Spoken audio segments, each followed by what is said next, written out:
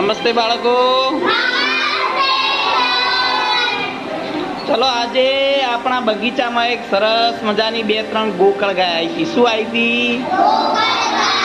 જે ચોમાસામાં વરસાદી વાતાવરણ હોય ને ત્યારે જોવા મળે, એમને સૂકા વાતાવરણમાં દેખાય નહીં. તો આજે હું તમને બતાવવા માટે 2 થી 3 ગોકળ ગાય લાવ્યો છું, જે તમે બધા વન પછી વન, એક બાય એક શાંતિથી બધા જોજો.